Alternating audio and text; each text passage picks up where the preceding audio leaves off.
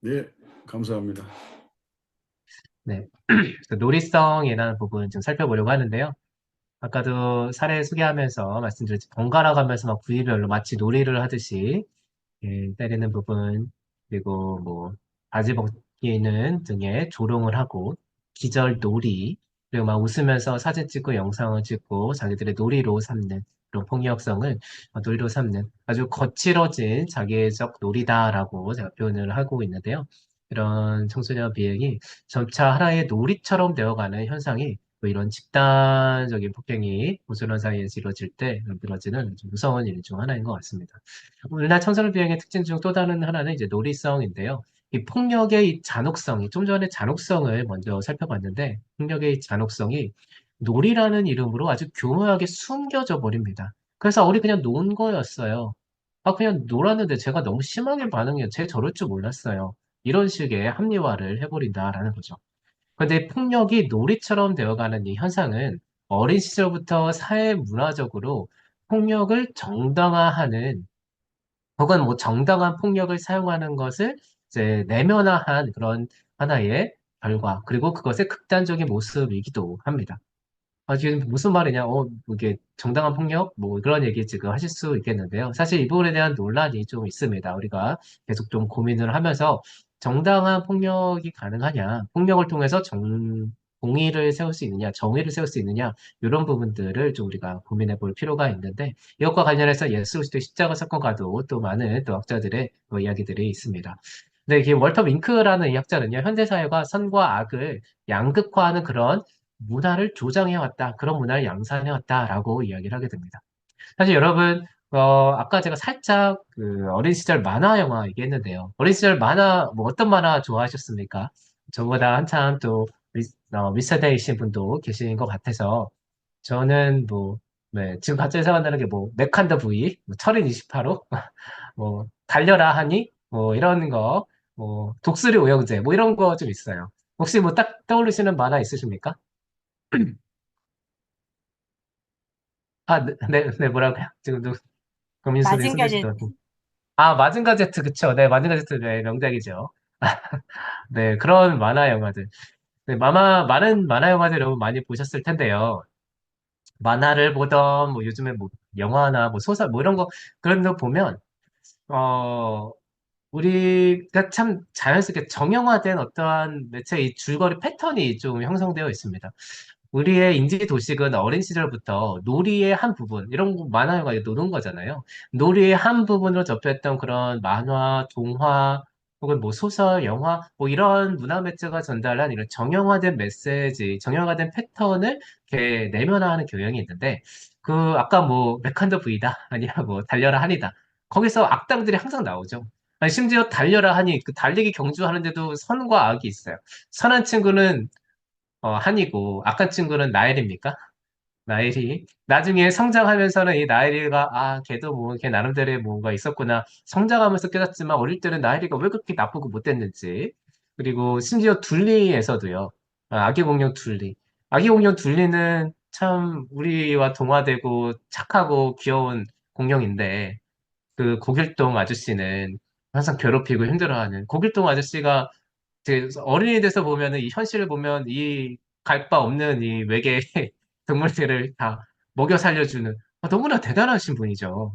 어떻게 보면. 그런데 악당처럼 막 묘사가 되고 그래서 막 괴롭히고 막 서로서로 이런 문제들이 좀 나타나게 됩니다. 근데 그런 걸 보면서 우리는 즐거워하고 놀이처럼 재밌어 하면서 성장을 해왔더라고요. 근데 자연스럽게 선한 주인공이 결국 막 악당을 물리치고 막 이런 해피엔딩으로 끝나는 게 우리가 너무나 자연스럽게 굳어왔던 만화 영화 혹은 뭐 영화나 이런 패턴들이었던 것 같습니다. 전형적인. 그런 전형성을 이제 틀어내는 이런 만화나 뭐 영화들도 요즘에는 좀 많이 만들어지는데요. 그런데 이런 상황 속에서 자연스럽게 선과 악의 이분법적인 사고 구조가 우리들에게 그냥 내면화됩니다.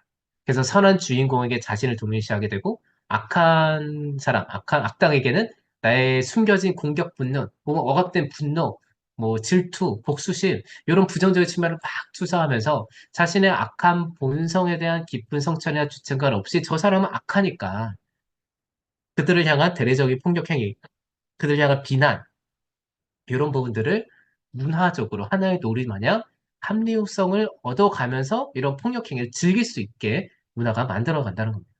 근데 참 무서운 게 아까 제가 윙크라는 학자 소개했는데 이 윙크가 이런 현대 문화가 어린아이들이 어린 시절부터 주일학교보다 더 영향을 받고 성장하고 있는 환경이라고 분석을 하고 있습니다.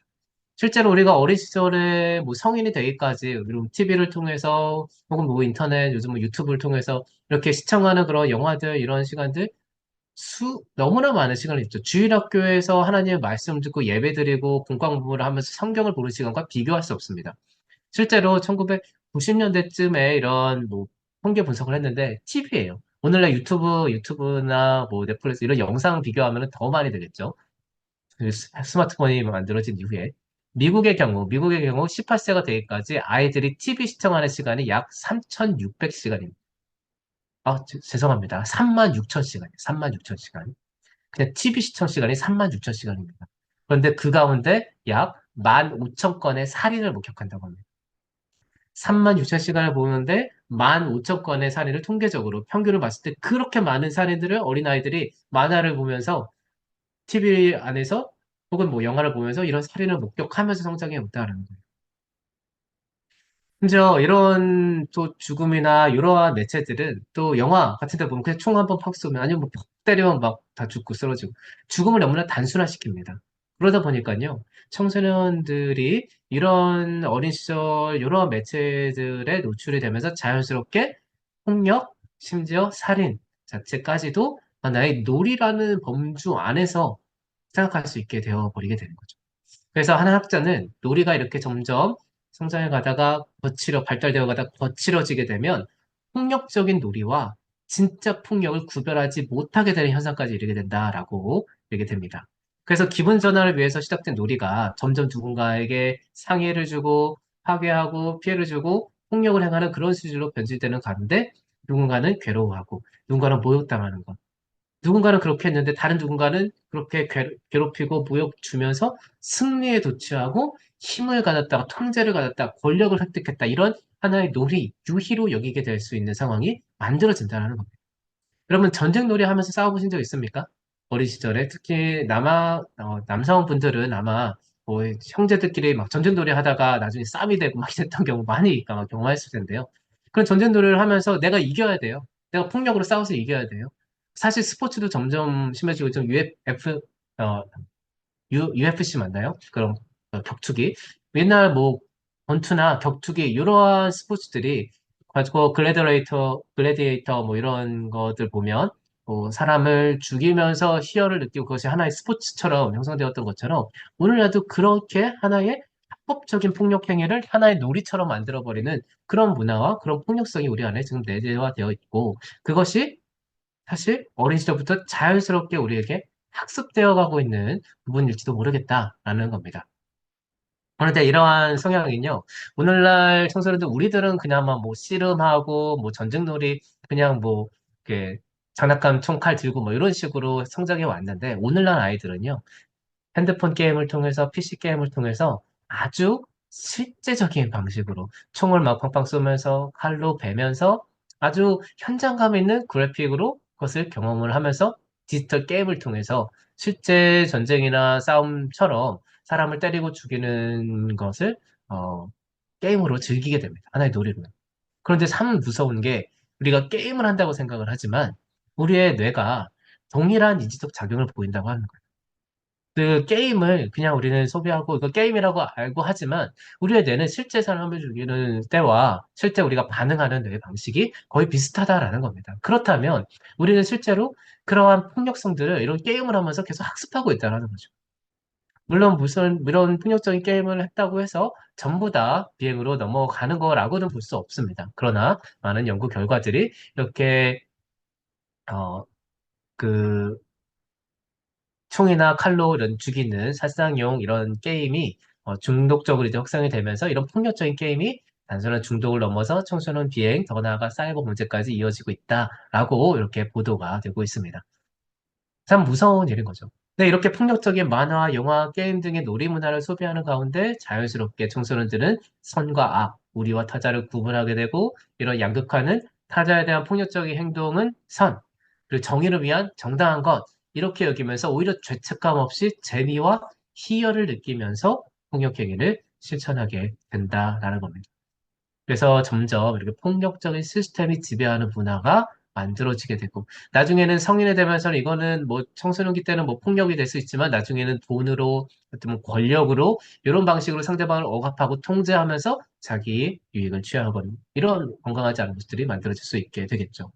그런데 이런 폭력을 정당화하는 악함의 기준이 대부분 자기중심적이라는 것, 자기중심적 편향으로부터 자유할 수 없다는 것이 아주 심각한 문제 중 하나입니다. 이 자기중심적 편향이라는 것은요, 정보를 처리하는 과정에서 인간이 보편적으로 범하는 기본적인 귀인 오류입니다. 다시 말하면 어떠한 상황이나 어떤 실제 현상을 바라볼 때 타인의 견해를 무시하고 자신의 관점으로만 이 상황과 현실을 판단하는 그런 경향성을 얘기하는 거죠. 예를 들면 내가 어떤 성공적인 결과를 이야기했습니다. 그러면 성공의 원인에 대해서는 내가 능력이 뛰어나서야, 내가 아주 그 좋은 공헌을 해서 우리 직장에서 이렇게 성공했어. 이 사업 성공했어. 이런 방식으로 내부 기인을 하고, 만약에 잘못됐다. 그러면 저 사람이 잘못했어. 팀원을 잘못 만났어. 이런 상황, 환경이 이랬어. 이렇게 외부 기인을 하는 이게 자기중심적인 편향인 거죠. 근데 어린 시절부터 이런 선과 악을 양분하고 폭력이 정당화되는 문화 가운데 자기중심적 편향까지 우리는 보편적으로 갖고 있으니, 이런 왜곡된 기준으로 선과 악을 구분하게 된다면 자기만의 선으로 타인을 억압하고 학대하는 트라우마 촉진 환경이 만들어질 수가 있다는 겁니다. 그러면 우리 집단에 들지 않고, 청소년 범죄에 한번 적용을 해볼게요. 우리 집단에 들지 않고 타 집단이에요. 우리의 소수되지 않았습니다. 그런데 우리를 좀 불편하게 했어요? 그러면 그 친구는 혼내줘야 하는 이런 대상이 됩니다. 그래서 이런 혼내주는 대상을 위해서 이것을 마치 놀이처럼, 그래서 아까 얘기했던 뭐 사례로 소개했던 그런 어벤져스 놀이 같은 것이 등장하게 되는 거죠. 그래서 이렇게 폭력을 행하는, 우리는 지구를 지키는 영웅이고 우리 집단을 지키는 영웅이 되고, 피해 학생은 악당이 되는, 선과 악의 구조가 폭력을 정당화하게 되고, 폭력행위가 범죄가 아니라 하나의 놀이처럼 되어가게 된다라는 겁니다. 이런 놀이와 폭력에 대해서 과거 도널드 위니컷이라는 이런 학자는요, 이런 망상적인 폭력 놀이가 청소년기 성장 과정에서 스트레스로부터 벗어나기 위한 자기의 한 부분일 수 있다라고 분석을 합니다. 사실 이 청소년기에 뭐 이렇게 다양한 얘기를 하게 되면 좀 더 이제 복잡한 내용이 되는데요. 단순화시켜서 말하면 이런 스트레스 상황이 많고, 또 이런 파멸, 죽음, 타나토스와 연결되는 이런 죽음과 관련된 이런 그런 사고들을 하게 되고, 죽음에 대해서도 상상하게 되고 고민해 보게 되고, 인간의 존재가 무엇인지, 삶의 의미는 무엇인지, 이러한 사고방식을 많이 하게 될 때 그런 죽음에 대한 불안, 스트레스, 이런 부분들이 이러한 폭력적인 놀이로서 나타나게 되는데, 이것이 과외적 망상적인 폭력 놀이가 될 수 있다라는 거예요. 그런데 이러한 내면의 역동이 청소년의 미성숙함을 보여주는 아주 극단적인 한 부분이다라고 분석하게 됩니다. 그러나 동시에 이러한 이 스트레스로부터 벗어나고자 하는 이런 놀이성이 자연스럽게 청소년의 잠재력이 될 수도 있습니다. 근데 미성숙함은 창조성과 새로운 가능성을 전제하고 있기 때문에, 청소년의 미성숙함에 대해서 막 핀잔하고 비난하고 논쟁하지 않고, 오히려 성장을 기다리면서 그 과정을 담아주는 건강한 좋은 어른이 존재할 때, 그런 미성숙함은 폭력적인 행동, 그런 파괴적인 병리적인 모습이 아니라 창조적이고 건설적인 형태로 나타날 수 있다라는 것이죠. 여기에 아주 중요한 방식이 있습니다.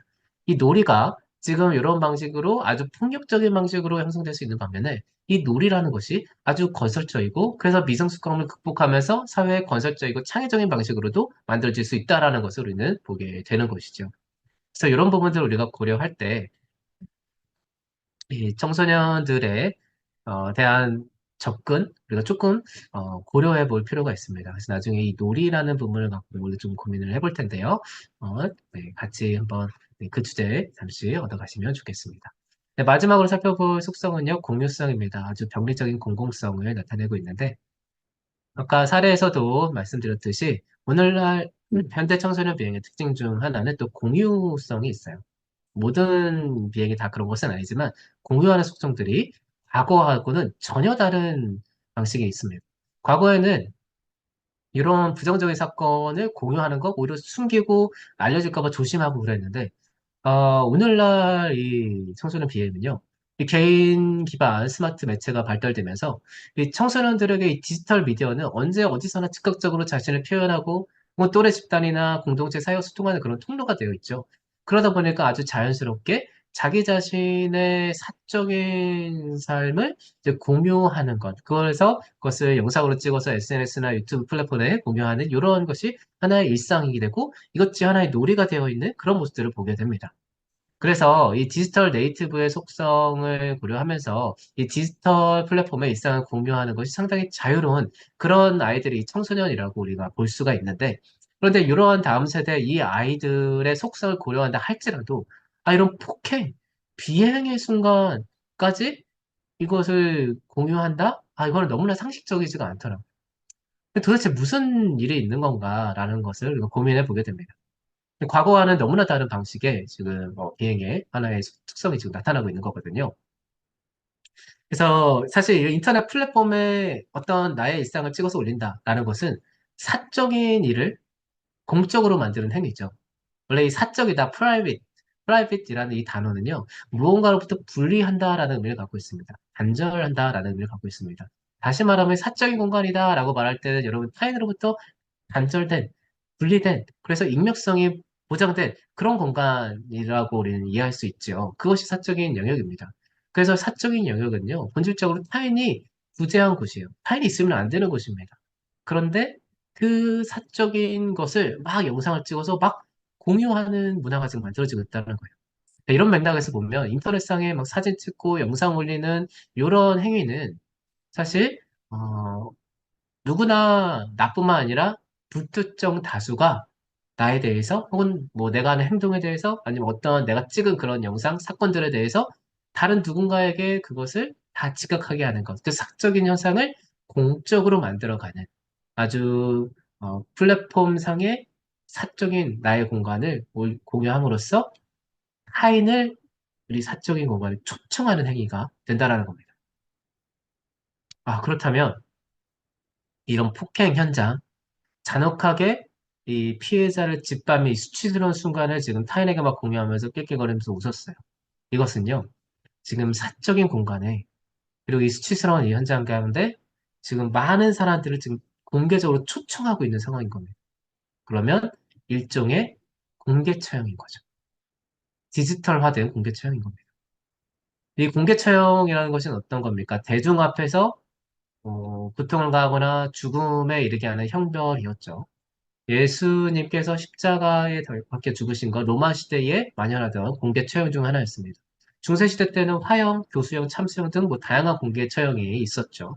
근데 유태인 대학살도 이것도 어떻게 보면 하나의 공개 처형이고요. 뭐 테러, 학살, 뭐 이런 부분도 대규모 공개 처형의 한 부분으로 이해될 수 있습니다.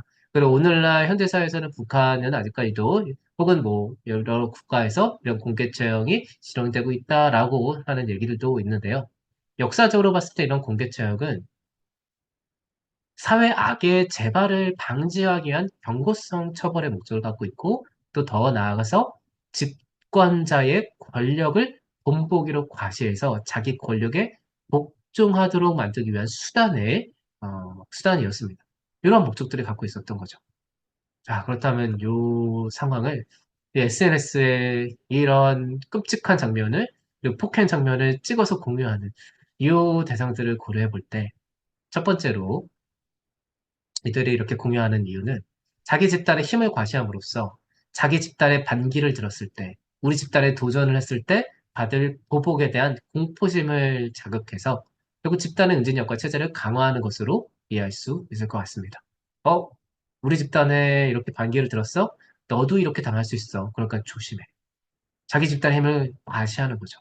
즉, 자기의 힘을 드러내고 그래서 타인을 그 힘에 굴복시키게 하려는 자기애의 디지털 문화적 표현이다라고 분석해 볼 수 있을 것 같습니다. 일종의 공개 처형이니까요. 그래서 우리 집단에 이렇게 하면 안 돼. 너 이렇게 큰일 날 거야. 그러니까 너희들 우리들 무서워해야 돼. 내 힘에 굴복해야 돼. 그리고 두 번째, 인터넷에 이렇게 공유하는 행위는요.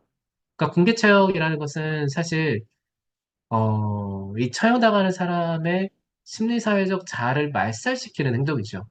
한 인격체가 무자비한 폭력과 추행에 노출되는 것은 너무나 수치스러운 일입니다. 실제로 가정폭력이나 학교폭력, 이런 사건으로 트라우마의 피해를 입은 사람들은요, 망성적인 병리적 수치심을 갖는 경우가 많습니다. 내 몸인데 내가 막 통제하지 못했어요. 강제로 막 끌려다니면서 폭행당했고, 뭐, 네, 추행당했고, 막 그렇게 막 그런 것이 막 사회적으로까지 알려졌습니다. 이 자기 조절감과 자기 존재감에 아주 큰 충격을 주는데 그것이 사회까지 불특정 다수에까지 공개적으로 이렇게 드러나는 건 피해자의 수치심을 극대화하는 행위이죠.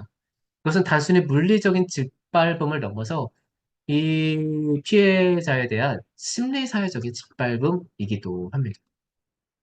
그래서 결국 이러한 트라우마가 아주 심각하게 남아서 이 사람의 인생이 정말 건강하지 않은 인생이 될 가능성이 아주 높게 되겠죠. 그래서 정리해보면 오늘날 이렇게 사회적 이슈가 된 이 현장을 중심으로 한번 현대 청소년 범죄 특성을 한번 분석해 봤을 때 그 집단성, 잔혹성, 놀이성, 이런 공유성 이런 부분들을 좀 보여주고 있게 됩니다.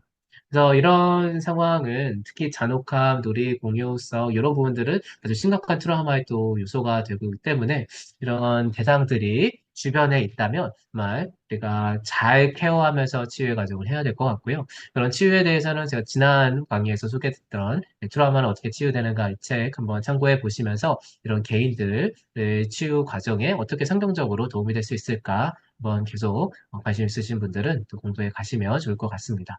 자, 이러한 부분들이 지금 분석해 봤는데 그럼 교회는 이렇게 뭐 개인적인 그런 치료를 넘어서 교회가 이 지금 신학대학원이니까요. 이 교회가 무엇을 어떻게 할 수 있을까?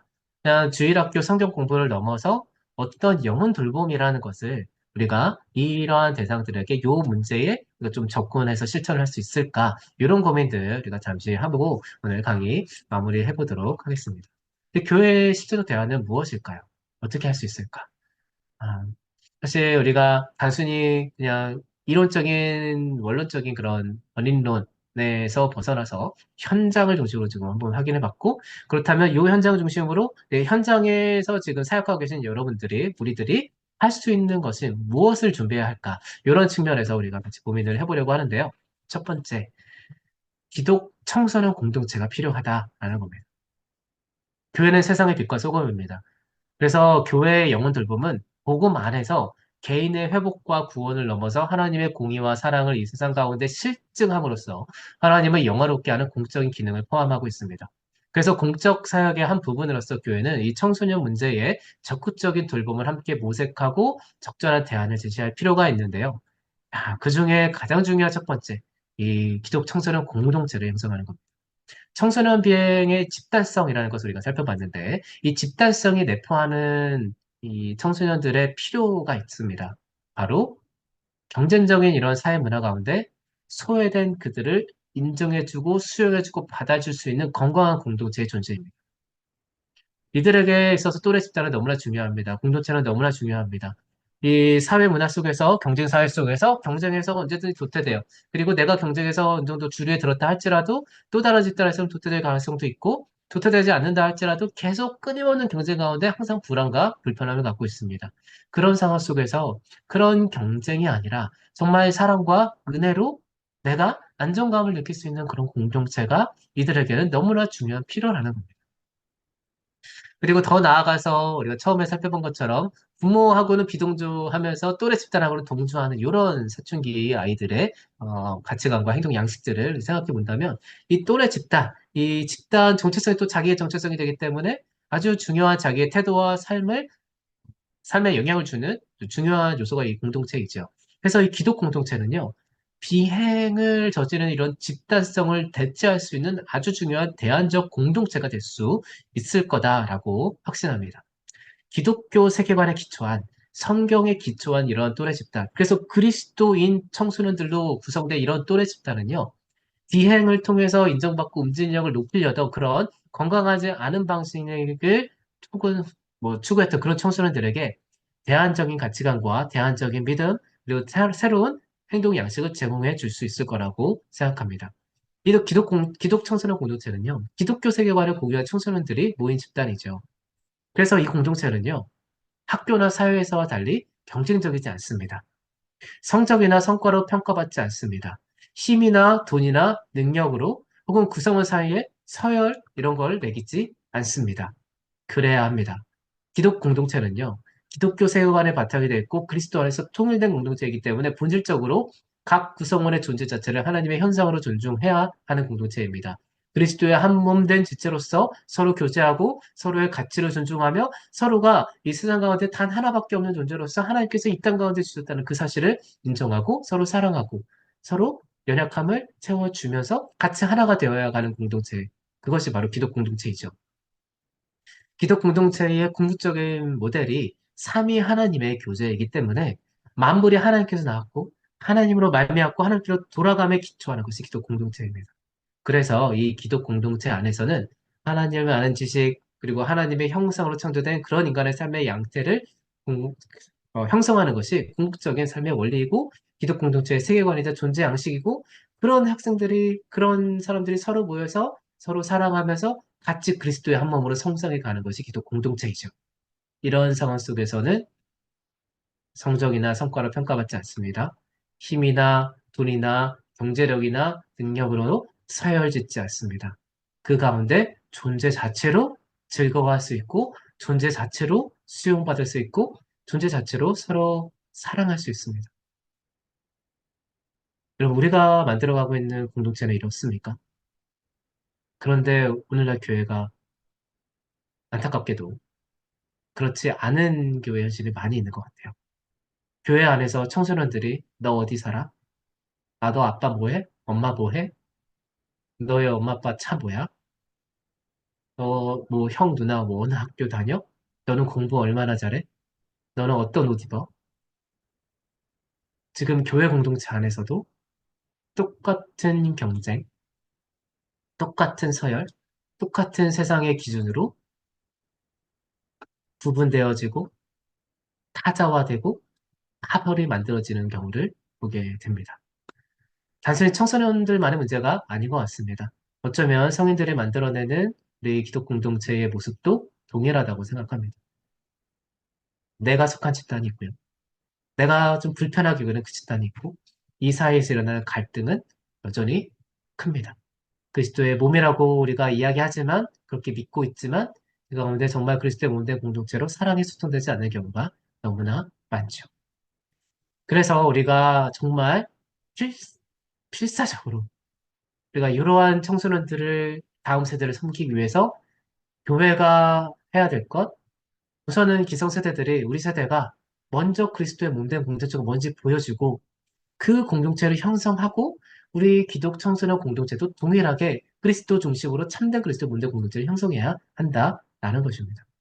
이러한 공동체가 형성되면 학교에서 혹은 이런 경쟁 사회에서 힘들고 지치고 어려웠던 친구들이 교회에 와서 안정감을 경험하고 교회에 와서 평안을 경험하고 여기서 쉬었다 갈 거예요.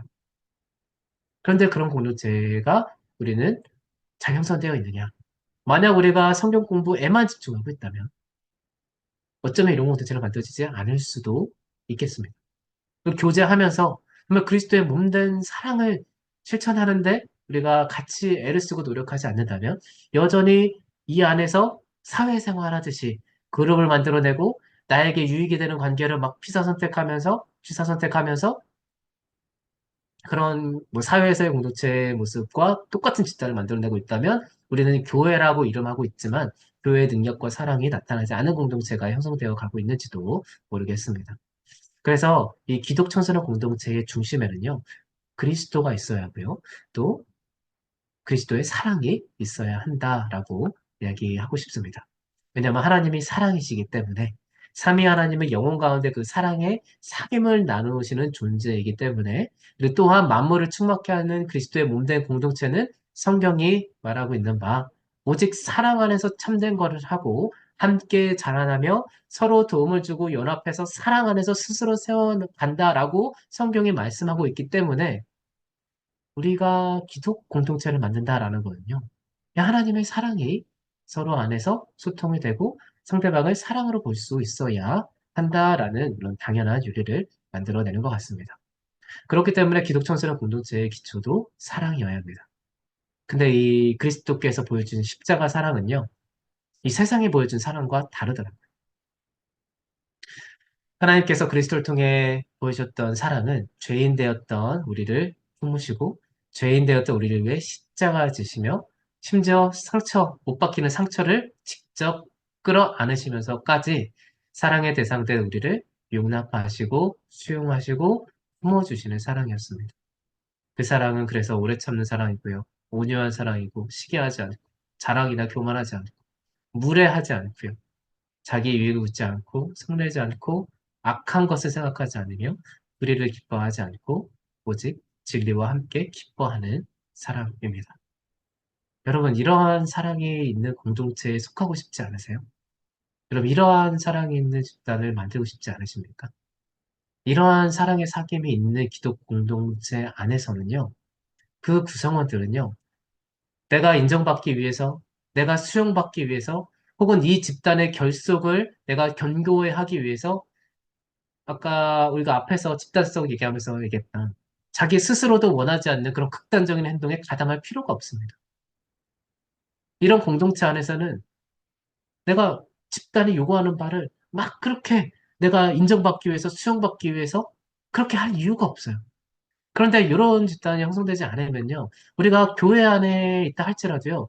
교회에서 내가 더 인정받고, 교회에서 더 수용받고, 교회에서 더 이렇게 누군가에게 존중받기 위해서 더 많은 것을 하고, 과하게 하고, 때로는 더 과한 희생을 하고, 그러면서 누군가에게 나중에는 인정받지 않고, 수용받지 못했다고 내가 상처받고, 그런 일이 오늘날 이 교회 집단 안에서 많이 이루어지고 있는 것 같습니다. 그러다 보면 교회 안에서도 점점 부정부패가 일어나요. 비리가 이루어집니다. 비행지 일어납니다. 범죄가 이루어집니다. 교회가 교회됨을 잃는 거죠. 그 공동체에서 인정받는 욕심이 너무나 과하다 보니까 그 집단 안에서 막 관행이다, 합리화다. 그러다 보면 조금씩 막 비행을 저지르는 거예요. 비리 저지르는 겁니다. 무서운 일이 이루어지는 거죠. 그래서 교회도 하나의 집단성을 유지하고 있기 때문에 그 집단이 그리스도 중심으로 이루지 않으면 그 집단도 비행에 빠질 수 있다는 거.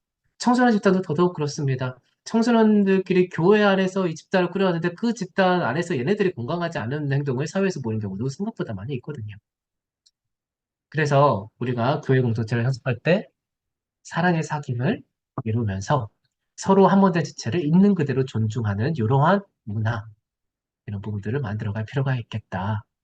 그래서 어, 이 병리적인 그런 비행 집단이 비행을 중심으로 인정과 수용, 집단 응징력을 추구하려는 그런 시도가 있었다면 기독 청소년 공동체는요.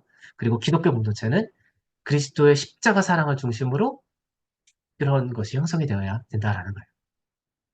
그래서 주일 학교를 넘어서 말씀을 가르치는 수준을 넘어서 이런 다양한 기독 공동체를 형성하는 것은 청소년 비행의 이 집단성을 상쇄할 수 있는 아주 중요한 방안이 될 것 같습니다.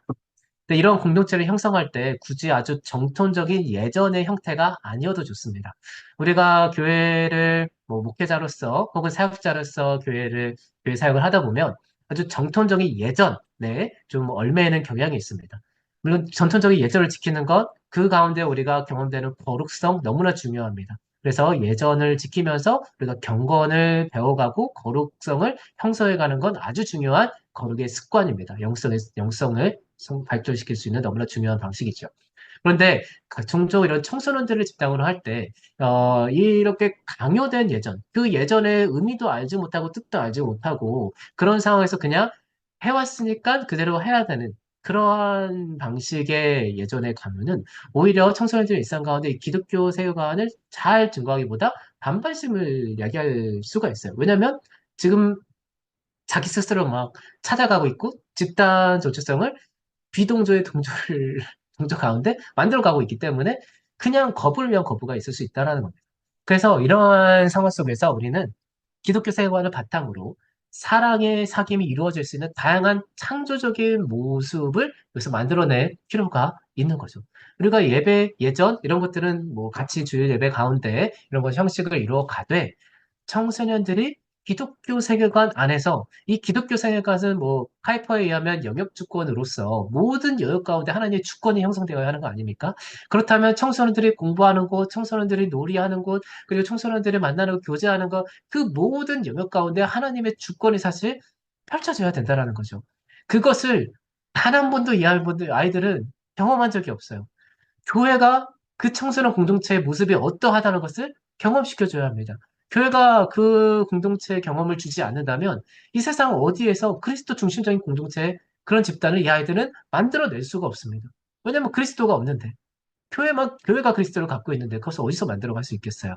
그래서 교회는 예배 중요하고 예전 중요하고 그런 형식을 또 잘 갖춰 가되 그것 외에 청소년들끼리 이런 건강한 공동체, 방과 후에 혹은 교회 모임을 마친 후에 청소년들끼리 뭐 교제하면서 간식도 먹고 뭐 맛있는 것도 먹으면서 나누는 그런 모임, 뭐 보드게임이 뭐 항상 뭐 좋은 것만은 아닐 수도 있겠지만 그런 다양한 어떤 그런 취미생활이나 이런 주제로 만나는 모임, 심지어 뭐 맛집을 갈 수도 있어요. 괜찮아요.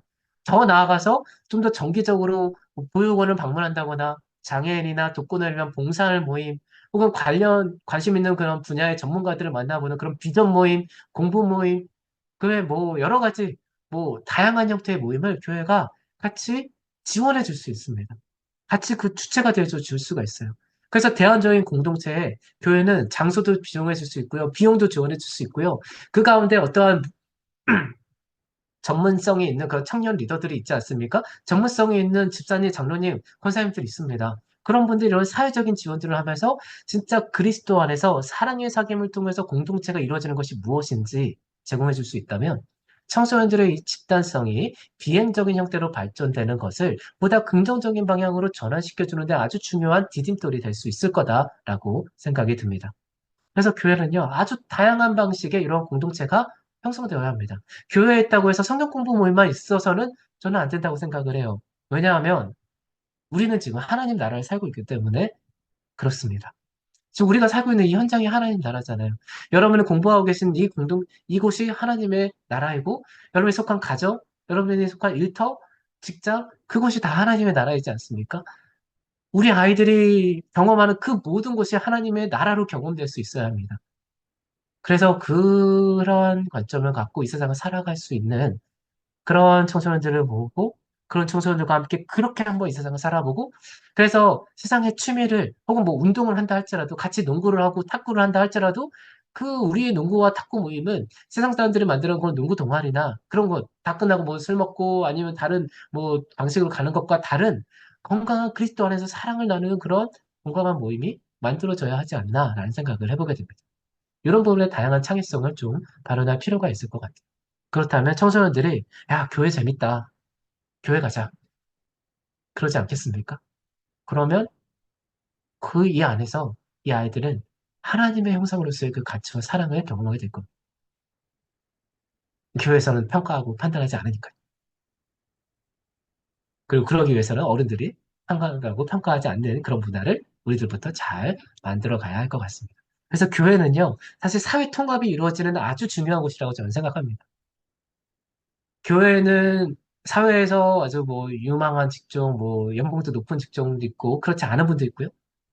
뭐 계층 상관없습니다. 지역 뭐 지역 교회니까 그 지역에 있는 분들이 많이 모이겠지만 그런 것과 상관없이 남녀노소 상관없이 정말 성경에 말한 바 남성과 여성과 뭐 유대인이나 헬라인이나 뭐 어느 거랑 상관없이 다 같이 모여서 주를 바라보면서 예배하는 공동체가 교회이더라.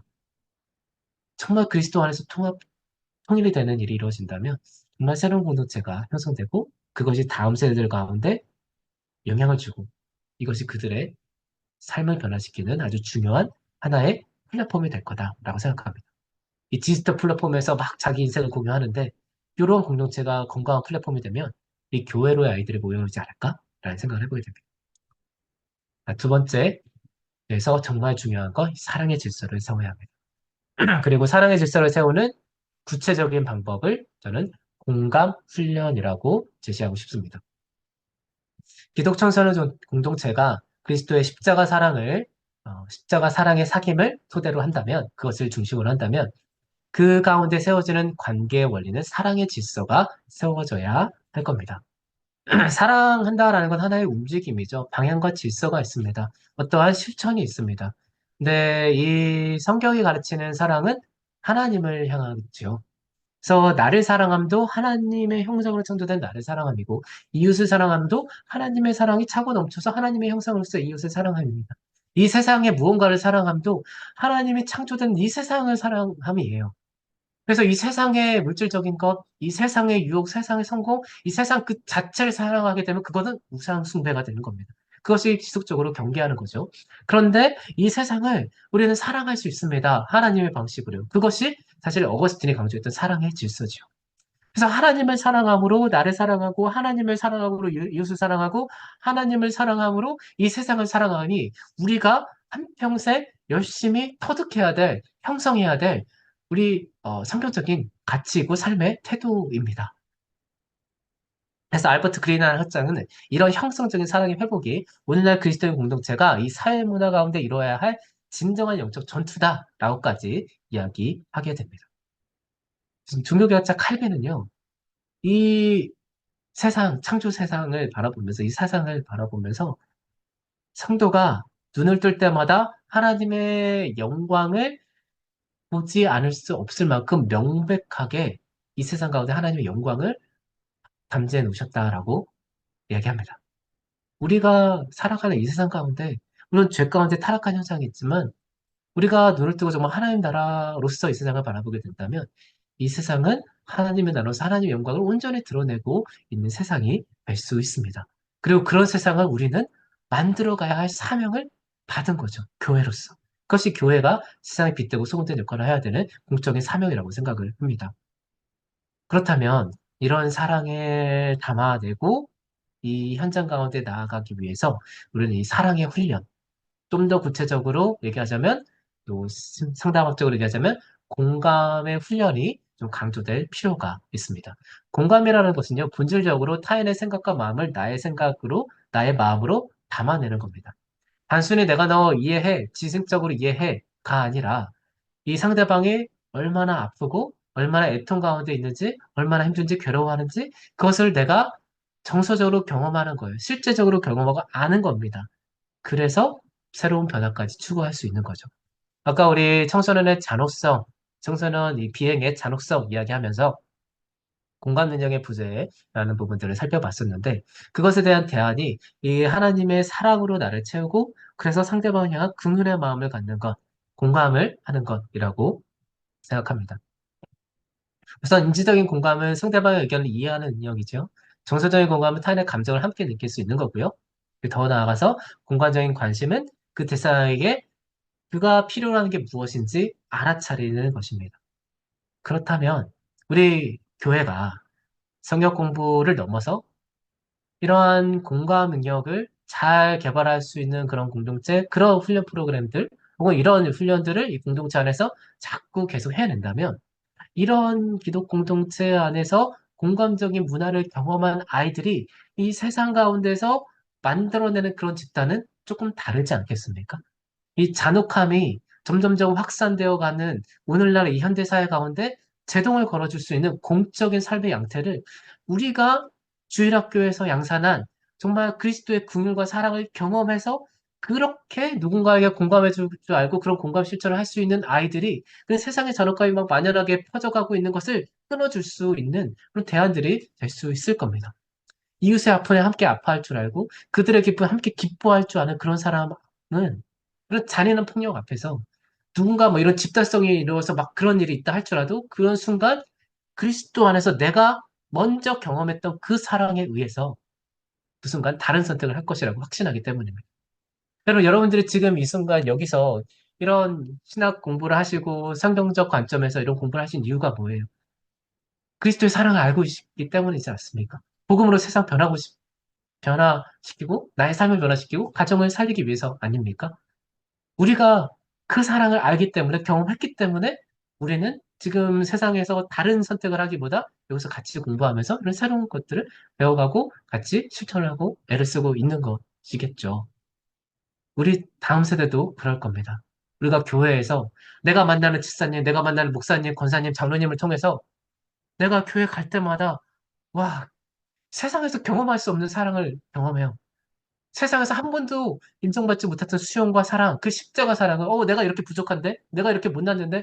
학교 선생님도 나 무시하고, 친구들도 나 무시하고, 그런 상황 속에서 내가 막 나쁜 마음도 들고 있는데? 근데 이 교회 갔더니, 와, 목사님이 그렇게 나를 안아주고, 나를 그렇게 품어주고, 내가 그렇게 부족한 모습, 연약한 모습도 다 수용해주고, 그 가운데 십자가 사랑과, 그 가운데 하나님께 주신 비전을 같이 발견하면서, 하나님 주신 은사를 발견하면서, 그런 사랑을 경험한다. 놀라운 변화를 이 아이가 누리게 될 겁니다. 그 아이는 이 세상을 변화시킨 아이로 변화하게 될 거라고 저는 확신합니다.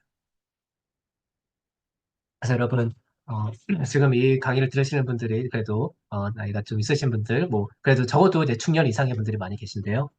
주일학교에서 만나는 아이들 많이 사랑해 주시기 바랍니다.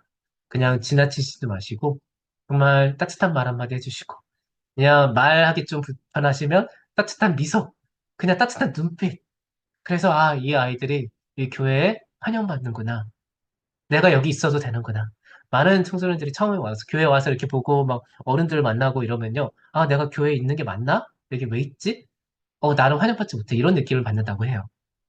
여러분, 많이 많이 환영해 주시기 부탁드립니다. 여러분의 언어, 태도, 눈빛, 아니면 같이 나가다가 간식 하나 이렇게 탁탁탁 던져주는 거. 이런 거 사소한 제스처들이 이들이 환영받고 있다라는 경험을 조금 조금씩 하게 될 겁니다. 그러면 그들도 그런 어른들의 사랑을 받으면서 그 사랑이 그리스도의 사랑이구나라는 걸 조금 조금씩 깨닫게 되면서 이 사회를 변화시키는 아이들로 성장하지 않을까 기대해 봅니다. 그리고 세 번째, 기독 청소년 놀이 문화를 좀 만들어갈 필요가 있을 것 같습니다. 그 공동체 안에서 사랑을 통해서 만들어 갔다면 이제는 이 세상이 추구하는 것과 전혀 다른 이 세상의 방식과 다른 그런 우리들의 놀이가 있어야 돼요. 사실 이 부분이 참 어렵습니다. 저도 교회 안에서 어릴 때부터 주일학교 성장해 왔는데, 교회 안에서는 많이 혼났고, 많이 혼나고, 뭐, 열심히 암송하고, 뭐, 이렇게 배워왔지만, 그리스도인이 어떻게 놀아야 하는가? 저는 놀이를 배운 적이 없어요, 교회 안에서. 심지어 저희 때는 수련회 가면 철로역적, 여러분 다 아시죠? 그 무서운 철로역적. 기합받는 거였어요. 지금 생각해보면. 절대 지금 돌이켜봤을 때, 아니, 어떻게 교회 수련회 가서 아이들한테 기합 주면서 이거를 철로역적이라고 할 수 있느냐. 제가 너무 충격이에요. 지금 제가 상담을 공부하고 어린이 되어서 이 시대를 보니까. 우리는 근데 그러면서 당연한 것처럼 막 기합 받으면서 철로역정이다. 아우, 저 모르겠어요. 그래서 이 부분은 개발이 필요합니다. 정말 창의적인 아이디어가 필요해요. 저도 교회 안에서 이런 창의적인 그리스도 안에서 노는 게 뭔지를 잘 배우지 못해서 그러다 보니까 여러분 대학 가면 아이들이 교회 안 나와요. 청소년까지는 그래도 부모님 따라 이렇게 나오다가 대학 가면 이제 머리가 크고 학교에서 다르게 놀아보고 막 술 문화 있고 다른 얘기 놀이 문화 있고 막 음악 문화 있고 댄스 문화 있고 이러다 보니까 거기에 그냥 다 빼앗겨 버립니다. 교회가 재미가 없대요. 그리고 교회에서는 세상에서 하는 거 다 하지 말라 그랬는데요. 그것과 비교할 수 없는 행복과 기쁨이 사실 교회 안에 있지 않습니까? 하나님 안에서 하나님을 경험하고 그리스도의 사랑을 경험하고 그리스도의 사랑이 소통되고 그리스도 안에서 기쁘게 뛰어노는 그 기쁨이 그 은혜가 사실 교회 안에 있습니다.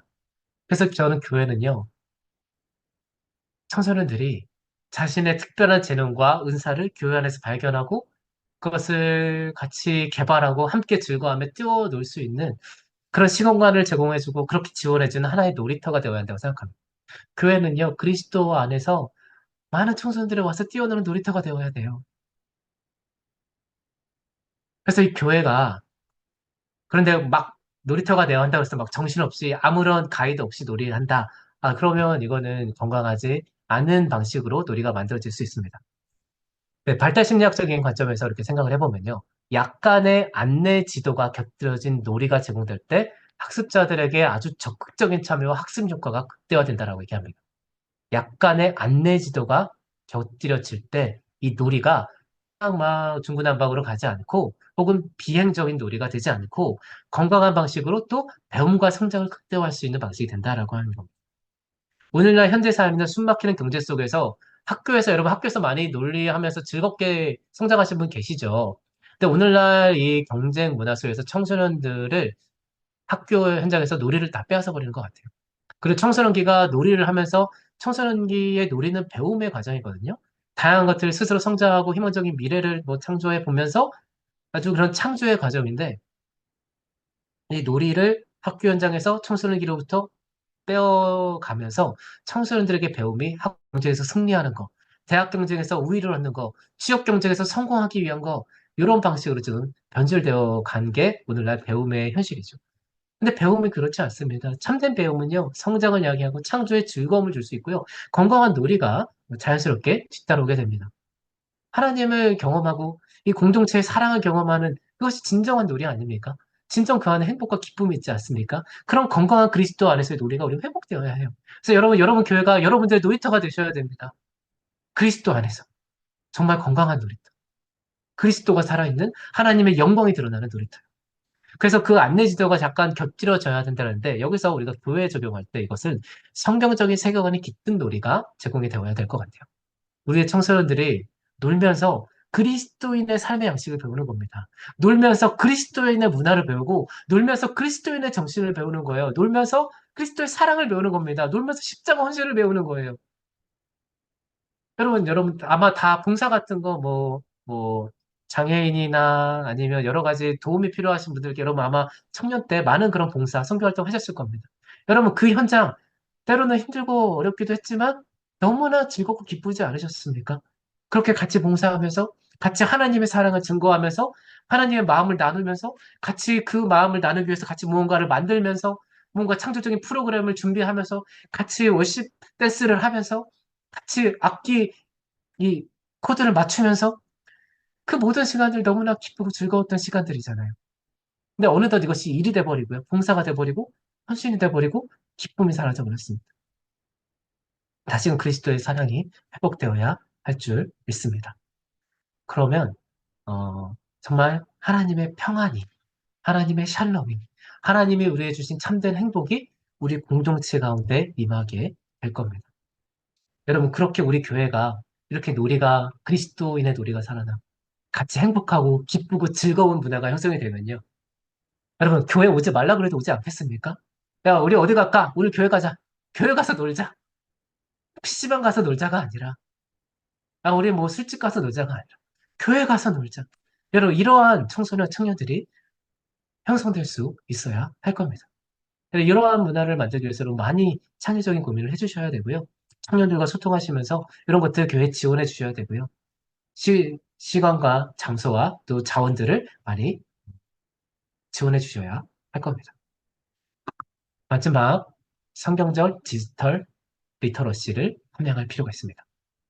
제가 아까 문화라는 부분들을 앞에서 분석하면서 여러 가지 이야기를 나눴는데, 오늘날 이 다음 세대들은 디지털 네이티브입니다. 인터넷 문화, 스마트폰, 지금 1초 만에 아마 여러분들도 지금 이 강의를 들으시면서 아마 다양한 거 같이 하고 계셨을 거예요. 옆에서 뭐 혹시 영화 보고 계신 분들 계실지도 모르겠고, 뭐 카톡 하시면서 아니면 다른 활동 하시면서 인터넷 하시면서 아니면 글 쓰시면서 여러 가지 활동 같이 하시는 분들 계실 겁니다.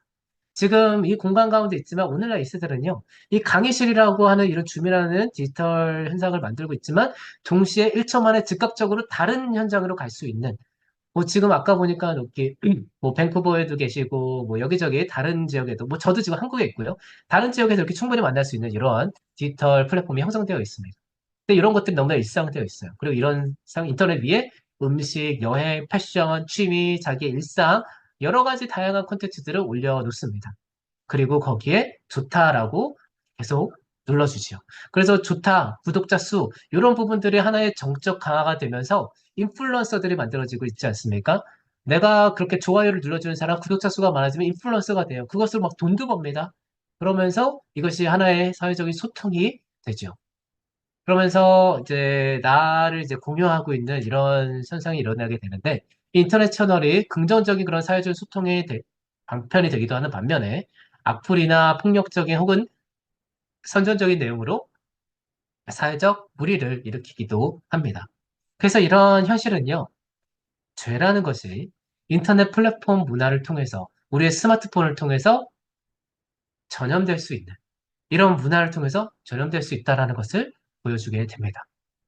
역으로 있는 이런 플랫폼을 통해서 그리스도의 선한 영향력도 하나님의 형상으로 창조된 우리 하나님의 영광과 그리스도의 성품과 덕과 아름다움도 이 세상 가운데 흘려낼 수 있는 공간이 될 수 있겠다라고 생각을 합니다.